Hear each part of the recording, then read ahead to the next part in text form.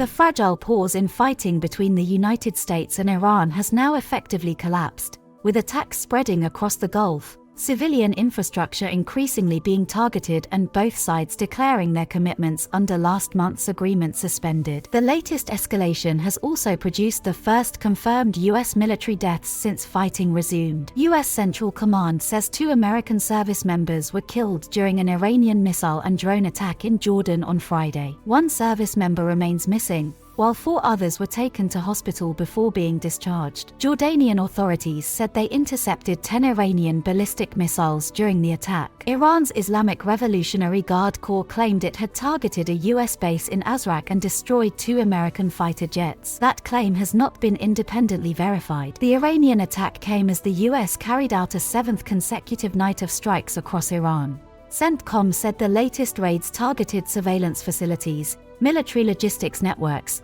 underground weapons storage sites and maritime capabilities. But Iran says the scope of the U.S. campaign has expanded well beyond military targets. According to Iran's health ministry, at least 50 people have been killed and more than 500 injured in U.S. attacks since July 6. Iranian authorities say bridges, railway lines, and water infrastructure have also been struck. A seawater pumping station and power transformer at the Bunji desalination plant in Jarsk were reportedly destroyed, cutting water supplies to 20 villages. Iran says another attack on a desalination facility left about 10,000 people without water. Tehran had previously warned that it would respond in kind if the U.S. continued targeting civilian infrastructure. Its retaliation has now spread across several U.S. allied states in the region. Kuwait closed its airspace early on Saturday after Iranian strikes hit 2 power and water desalination plants.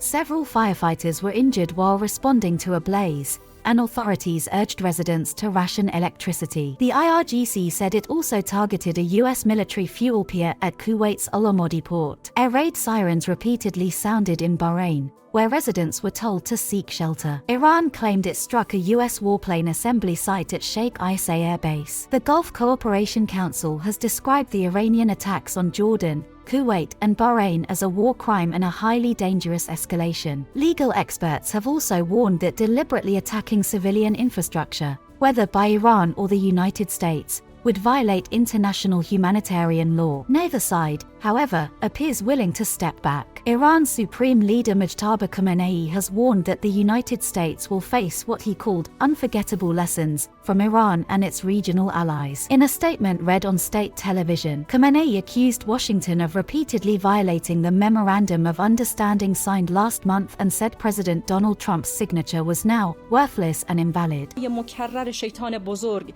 نسبت به تفاهمنامه امضا شده بین رئیس جمهوران ایران و آمریکا بار دیگر این حقیقت را به همگان ثابت کرد که امضای رئیس جمهور آمریکا چقدر بی ارزش و نامعتبر است و زورگویی، تمامیت خواهی و وحشیگری اجزاء لاینفک مرام و مسلک آمریکایی می باشد. امروز شیطان بزرگ بار دیگر چهره واقعی و بدون نقاب خود را آشکار کرده تا این تجربه تاریک از جنایت و بدعهدی سند محکم دیگری بر دروغگویی، غیر منطقی و غیر قابل اعتماد و پلید بودن آمریکا باشد. اکنون که دشمن آمریکایی به دنبال جنگ افروزی و تحمل هزینه‌های سنگین‌تر و بی‌آبرویی بیشتر است، بداند که ملت عزیز ایران و جبهه مقاومت درس‌های فراموش نشدنی برای او دارد که رشادت‌های رزمندگان اسلام و غیرت مردمان شجاع خطه جنوب در این روزها نمونه‌هایی از آن را نشان داده است. He accused the US of exposing its deceitfulness and unreliability, and called on Iranians to remain vigilant and trust the country's leadership as the war continues. Iran's Deputy Foreign Minister Kazem Garibabadi has also said Tehran has suspended all its commitments under what Iranian officials call the Islamabad MOU. The agreement, mediated by Pakistan and Qatar, was intended to create the conditions for a permanent end to the war. But both Washington and Tehran now accuse the other of violating it. One of the main disputes centers on Article 5, which was meant to guarantee the safe passage of commercial shipping through the Strait of Hormuz. Iran says the agreement allowed it to manage shipping routes through the strait. The United States says the waterway must remain open to all traffic and has accused Tehran of attacking commercial tankers. Trump declared the agreement over at the NATO summit in Ankara after the tanker attacks. He then restored a naval blockade on Iranian ports and revoked a sanctions waiver covering Iranian oil exports. To me, I think it's over. I don't want to deal with them anymore. They're scum. You know what scum is? They're scum. They're sick people. They're led by sick people. And they're vicious, violent people. And if they had a nuclear weapon, they'd use it.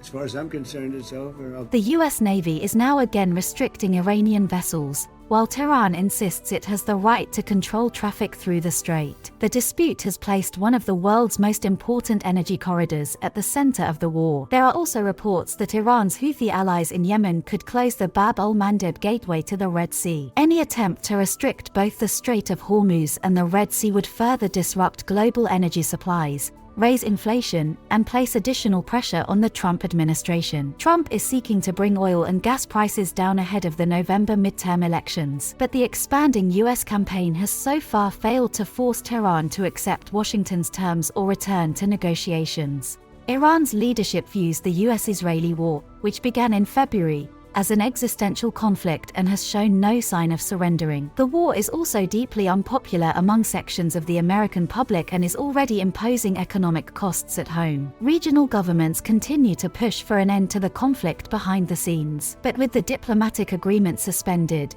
US troops now among the dead and attacks increasingly threatening water, electricity, and energy infrastructure, the war is moving further away from containment.